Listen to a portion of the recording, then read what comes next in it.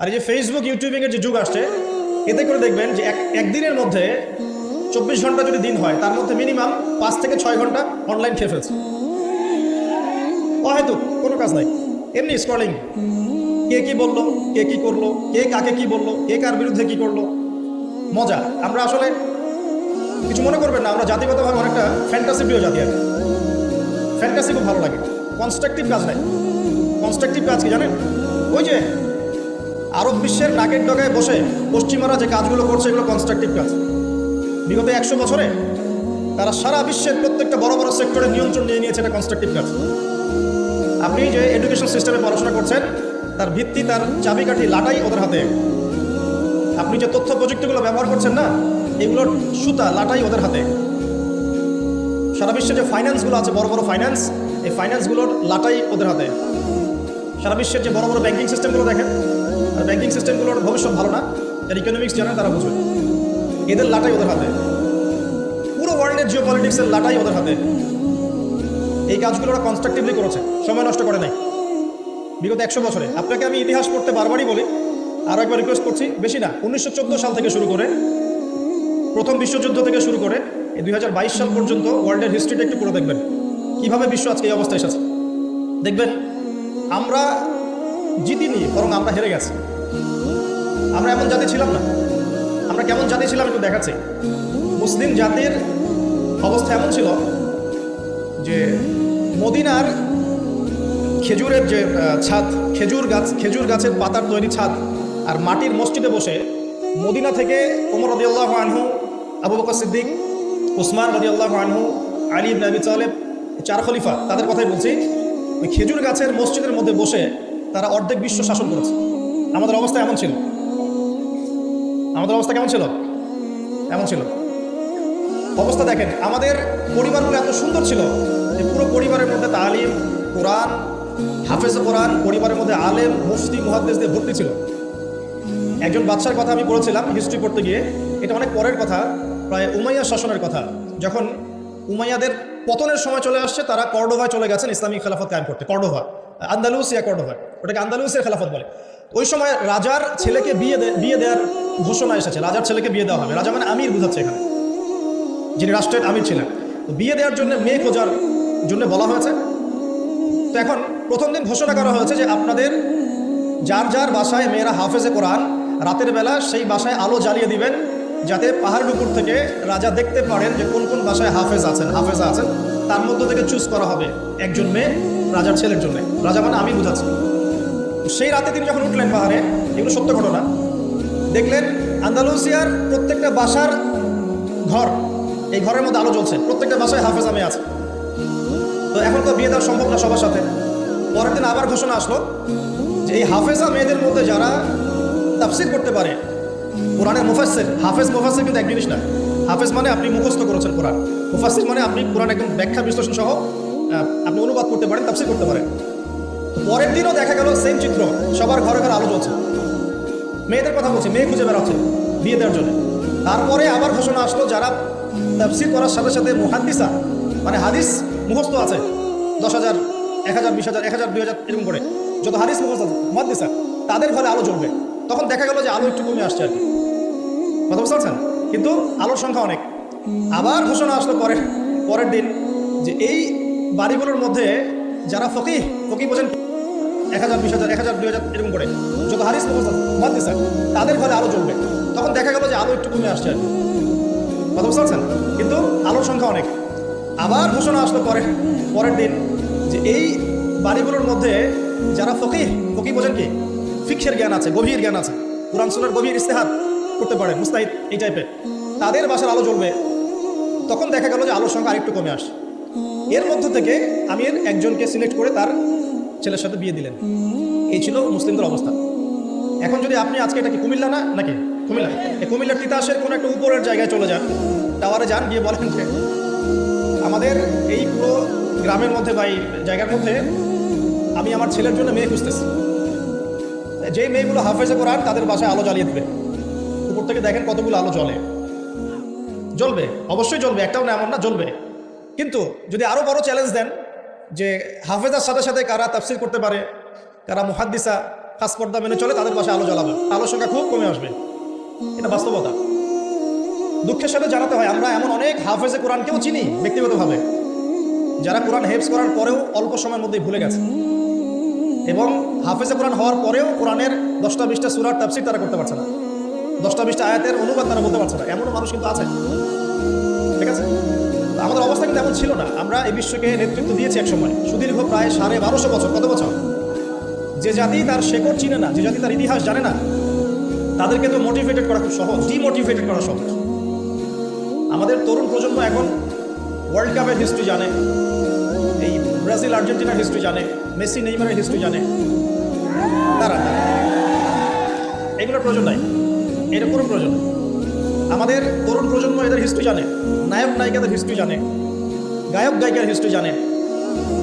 ওই যে পতিতা, যেটা আধুনিক পতিতা আর কি, যেটা সরাসরি পতিতা ভিত্তিতে জড়িত না থাকলেও মানুষ খুব উৎসাহিত করে, উদ্বুদ্ধ করে, অশ্লীলতার ফেরিওয়ালা, তাদের হিস্ট্রি জানে। বলিউড হলিউডের হিস্ট্রি জানে, আমাদের তরুণ প্রজন্ম সব জানে এগুলো, cricket, football, everything, Bollywood Hollywood, বিশ্বকাপ আসলে তো কথাই নাই। কিন্তু আমাদের তরুণ প্রজন্ম আমাদের শেকড় জানে না। কয়জন তরুণ জানে যে আমরা এমন একটা জাতি ছিলাম যারা সারা বিশ্বকে নেতৃত্ব দিয়েছি? নেতৃত্ব দেওয়া ডিফারেন্ট জিনিস, মানে সারা বিশ্বের কোনো কিছুই আমাদের পারমিশন ছাড়া হতো না, এমন একটা অবস্থা ছিল। বিশ্বের কোনো জায়গায় কোনো মুসলিমকে আঘাত করবে, অন্যায়ভাবে তাকে মেরে ফেলবে বা টর্চার করবে, এই সাহস কারো ছিল, এমন যুগ ছিল। মুসলিম পুরুষের কথা বাদ দেন, মুসলিম কোনো নারীর দিকে চোখ তুলে তাকাবে বা তার ইজ্জত ধারণ করবে এমন ক্ষমতা কারো ছিল না। এটাকে রূপকথার গল্প মনে হচ্ছে না এখন? বিগত 100 বছরে এই পরিস্থিতি দেখে মনে হচ্ছে এমনও কি সময় ছিল? হ্যাঁ, এমন সময় ছিল, এই তো বেশি দিন আগের কথা নয়। ঘরে ঘরে হাফেজ ছিল, ঘরে ঘরে হাফেজ, ঘরে ঘরে আলেম, ঘরে ঘরে মুফতি মুহাদ্দিস ভর্তি। শুধু তাই নয়, বিজ্ঞানী দিয়ে ভর্তি, ফিলোসফার দার্শনিক দিয়ে ভর্তি, অ্যাস্ট্রোনমিস্ট দিয়ে ভর্তি, জ্যোতির্বিদ্যায় পারদর্শী, বায়োলজিতে পারদর্শী, কেমিস্ট্রিতে পারদর্শী, এরকম ঘরে ঘরে ছিল। বর্তমান বিশ্বের যে শিক্ষা সেক্টরগুলো আছে, প্রত্যেকটা সেক্টরের ভিত্তি মুসলিমরা দিয়ে দিয়েছে বিশ্বকে, জানেন? এই যে অর্থনীতি নিয়ে আমরা এত বাড়াবাড়ি করি না, সবচেয়ে সেরা অর্থনীতি শিখিয়েছেন ইউসুফ আলাইহিস সালাম। কে শিখিয়েছেন? সূরা ইউসুফ পড়ে দেখেন। আমরা সূরা ইউসুফ এর নাম শুনলে মনে করি ইউসুফ মানে ইউসুফ জুলেখা, ইউসুফ জুলেখা, তাই না? মাথায় চলে আসে ইউসুফ আর জুলেখা। ইউসুফ আলাইহিস সালাম কি ছিলেন? খুব সুন্দর দেখতে ছিলেন, এতটুকু জানি আমরা। কিন্তু ইউসুফ আলাইহিস সালামের বাহ্যিক সৌন্দর্যের চাইতে তার চরিত্রের সৌন্দর্য আর অনেক বেশি ছিল। তাকে রাজার স্ত্রী অফার করছে ভালোবাসার, প্রেম বিনিময়ের, দরজা লাগিয়ে দিচ্ছে, আর তিনি বলছেন মাআযাল্লাহ, আমি আল্লাহকে ভয় করি। তার চরিত্রের সৌন্দর্য দেখেন। খালি আমরা রূপের সৌন্দর্যের কথা বলি, তাই না? ইউসুফ আলাইহিস সালাম যখন কারাগারে, কেন কারাগারে পাঠিয়েছে? বিনা অপরাধে। বিনা অপরাধেও মানুষ কারাগারে যায়। কারাগারে যারা যায় তারা সবাই যে অপরাধী এমনটা নয়, বিনা অপরাধেও মানুষ কারাগারে যায়। দাঁড়ান, ইউসুফ আলাইহিস সালাম কেন গেলেন? তাকে অপবাদ দেওয়া হয়েছে, জেনার অপবাদ, নাউজুবিল্লাহ। 1 দিন 2 দিন না, 7 দিন 10 দিন না, 12টা বছর তিনি কারাগারে। কত বছর? 12 বছর। ওই 12 বছরের মধ্যে তিনি একটা ঘটনা ঘটেছে, 2 জন কয়েদি এসেছে। কয়জন? নতুন কয়েদি। একজন বলছে যে আমি স্বপ্ন দেখলাম যে আমার মাথার মধ্যে রুটি রাখা হয়েছে, এই রুটি এসে পাখি খেয়ে নিচ্ছে। আরেকজন স্বপ্ন দেখলো যে সে রাজাকে শরাব পান করাচ্ছে। ইউসুফ, তোমাকে সত্যবাদী মনে হয়, আমাদেরকে স্বপ্নের ব্যাখ্যা জানিয়ে দাও। এই 2জন ব্যক্তি কিন্তু মুসলিম নন, মনে রাখবেন। এই 2জন ব্যক্তি কি? অমুসলিম, কিন্তু মুসলিম নন।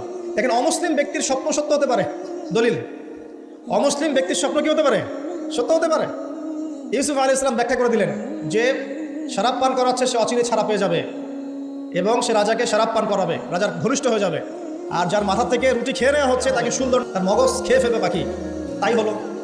আর ইউসুফ আলাইহিস সালাম এই ব্যক্তিকে বলে দিলেন, যার ব্যাপারে তার ধারণা হলো যে এই ব্যক্তি নাজাত পাবে, তুমি যখন রাজার কাছে যাবে তখন আমার কথা স্মরণ করো, যে আমি তোমাকে এই কথাটা বলেছিলাম, রাজার সামনে স্মরণ করো। তো ইউসুফ আলাইহিস সালাম এখানে বন্দী, তারা ছাড়া পেয়ে গেলেন। এবার যখন এই ব্যক্তি রাজার কাছে গেলেন, রাজা আবার একটা স্বপ্ন দেখলো। কে স্বপ্ন দেখলো? সূরা ইউসুফের মধ্যে বলা আছে, পড়ে দেখবেন।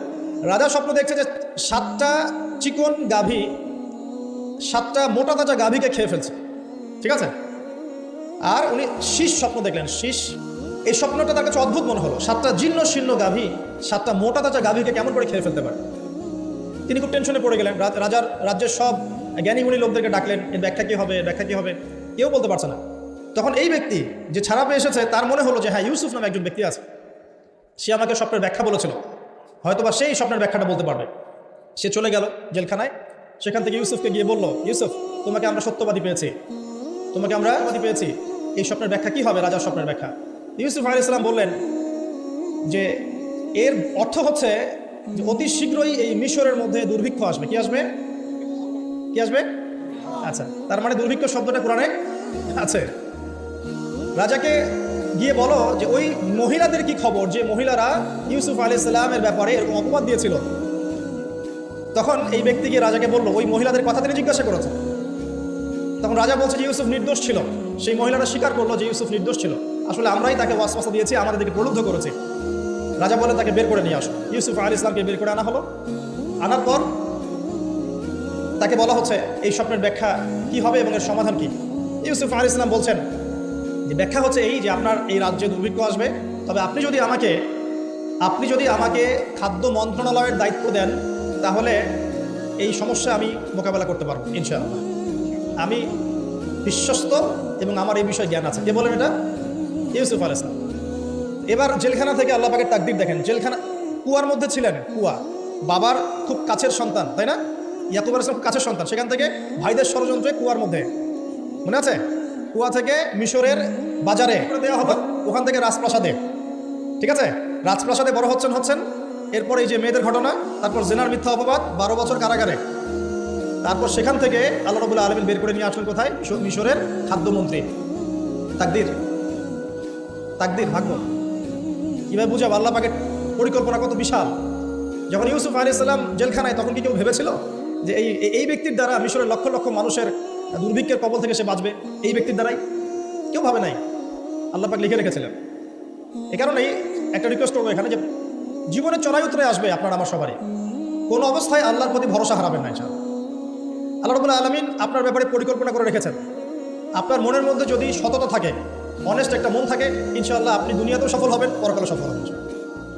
আপনি যদি সৎ হন, মনের থেকে যদি আপনি সৎ হন, আল্লাহর কাছে আপনি সৎ হন, সারা দুনিয়া মিলে আপনার কোনো ক্ষতি করতে পারবে না ইনশাআল্লাহ। আর আপনি যদি অসৎ হন, মনের মধ্যে অসততা থাকে, দুনিয়ার মানুষ বাহবা দিলেও একদিন ধরা খাবেন ইনশাআল্লাহ। এটা বাস্তব, এর বাইরে যাবেন না ইনশাআল্লাহ। দেখেন, ইউসুফ আলাইহিস সালাম দায়িত্ব চাচ্ছেন, আমাকে দায়িত্ব দেন, আমি এই বিষয়টা ভালো বুঝি। আল্লাহ পাক তাকে এই যে খাদ্য মন্ত্রণালয় নিয়ে আসলেন। ইউসুফ আলাইহিস সালামের হাতে পরবর্তীতে দুর্ভিক্ষের কবল থেকে পুরো মিশরবাসী বেঁচে গেল এবং লক্ষ লক্ষ মানুষের জীবন বেঁচে গেল, আলহামদুলিল্লাহ। তাহলে অর্থনীতির মূল মন্ত্র শিক্ষা পেলাম না? কোরআনে আছে না? এখনো সামনে আমরা এই শব্দগুলো শুনতে পারছি না? সমাধান পেতে হলে কোরআনে আসতে হবে। যে সমাধান পেতে চান, কোরআনে আসতে হবে। যদি না আসেন, এটা আপনার ইখতিয়ার, পরবর্তীতে ফলাফল আমাদেরকে ভোগ করতে হবে। আল্লাহ পাক আমাদের সবাইকে কোরআন এবং সুন্নাহ মাফিক জীবন গড়ার তৌফিক দান করুন।